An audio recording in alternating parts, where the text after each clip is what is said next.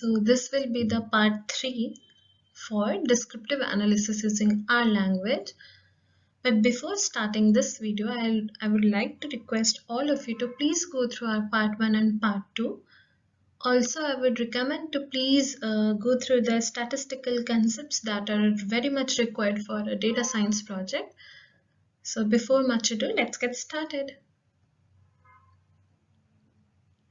Now, what are we going to discuss? So first, we are going to see the structure of data, that is how your data and data frame columns are organized.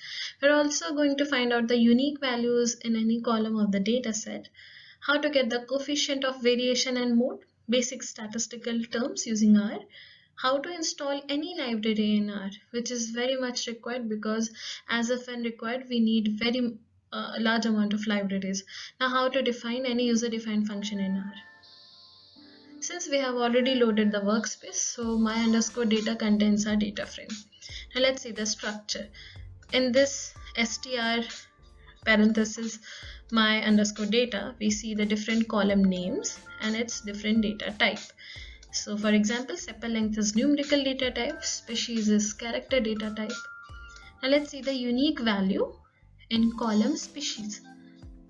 So we have already seen how to refer to your column name. So comma 5, that is last column. So setosa, versicolor and verginica. Only 3 unique values are there in that column. So we get only 3 values, that is setosa, versicolor and verginica. Now we are grouping by the mean, median, with each specific group. That is, let us say setosa, we'll see what is the mean of sepal length, what is the median of petal length, etc. All those stuff. So see, we got the 3 classification or 3 class, setosa, versicolor and verginica. What is coefficient of variation? Basically, this is the last measure, statistical measure that we'll be introducing. So coefficient of variation equals to standard deviation divided by mean. The coefficient of variation can also be found with the help of command stat.dsc in R with the help of library pestex. Either it can be calculated manually with the formula standard deviation divided by mean. Now what is mode? Mode is the most frequent data point. As of now, there is no function in R to define the mode, but it can be done with the help of 2 functions, that is table and sort. Now let's calculate coefficient of variation. Here we are defining a variable. As we have discussed, standard deviation divided by mean. So the standard deviation of sepal length divided by the mean of sepal length, comma 1. This is how we are referring to sepal length. Now we are printing that value. So we got 0.14. Pretty clear? Now let's find the mode.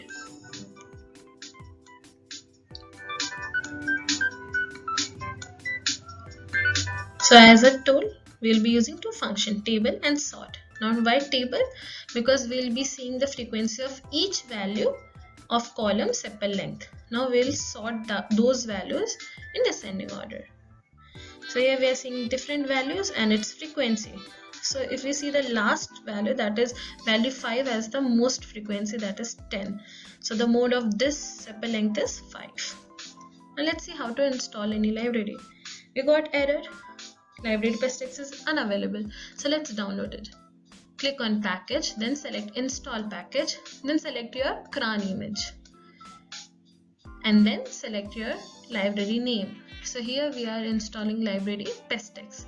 Pestex is basically statistical library to see the summary of any data point, any data frame.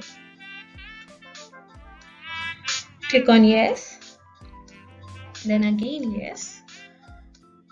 So yes, our library is installed. So this is how we are going to install any package in R. Why we are needing pestex? Because we are finding the coefficient of variation, because we did it manually with the help of standard deviation divided by mean. Now we will see it with the help of library. So here we are using this command. As you can see, the marker stat.desc my underscore data. So when we did this, we got the coefficient of variation 0.14. Now we are also going to see how to define any user defined function. So we have already seen in our previous video that we have find the range with the help of maximum value minus minimum value. So we have this, right?